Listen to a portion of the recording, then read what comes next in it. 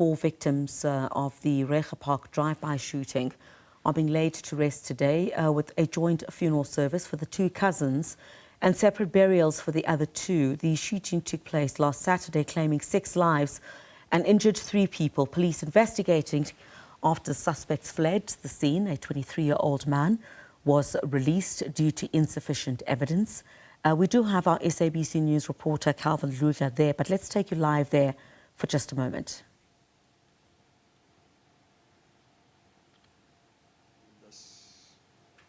We are with you. It cannot be easy. When you lose one, it's already one too many in the fashion. And now you lost 2.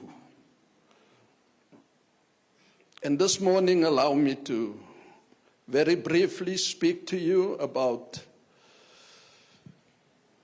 out of the book of Psalm 90, verse 12, going to read, and I'm going to translate it into English, read in Afrikaans.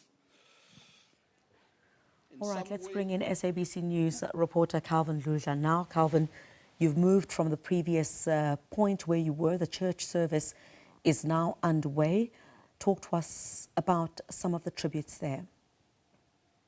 Good morning again, Criselda, and to our SABC viewers at home. The reason why we have decided to do a hybrid or a telephonic interview, Criselda, is that the funeral service is underway, but I'm told by those who are still inside this church that they are about to deliver a vote of thanks that will tell you that they are now closing Criselda. You would remember, as you have mentioned in your introduction, that we are talking about a tragic incident that took place on the 1st of November here at Reiger Park. It was at night when this incident happened, and we are told now that Ruth Faith Marais and Patricia Niervehees will be laid to rest at Van Dyk Cemetery at around 12.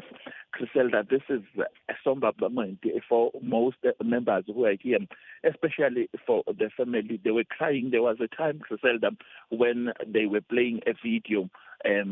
Most people cried, Criselda, uncontrollably, especially those who were close to these members. We are told by those who were working with them that they were dedicated employees, they were people who were motivated.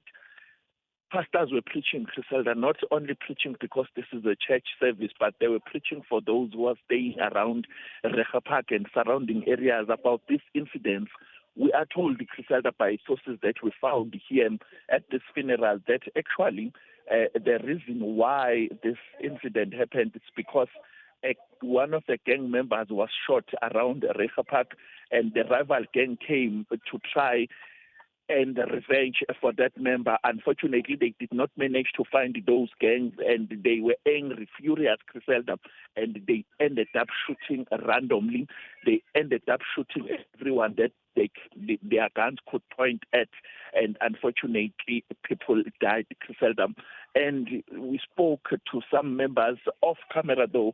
They told us that it's very difficult, Criselda, to live in this area. They complained, though, that police are not doing enough. There's a police station nearby. When we drove to this church service, we saw a police station, a Reiger Park police station, but we were told by community that police are not doing much in terms of trying to protect them. But we have to go inside so that we can monitor the proceedings. But I can tell you that most speakers are saying that it's a very a difficult issue that they are facing. One even said, Criselda, they doubt that this will end. They are urging police officers to actually deploy the AGU. The AGU is the anti-gang unit. You would remember the anti-gang unit was deployed at the Westbury during that shooting that involved 7 teenagers. For now, Criselda, the service is underway. Speaker after speaker, back to you. Calvin Dludla, those are live pictures from that the victims of the Reiger Park shooting being laid to rest today.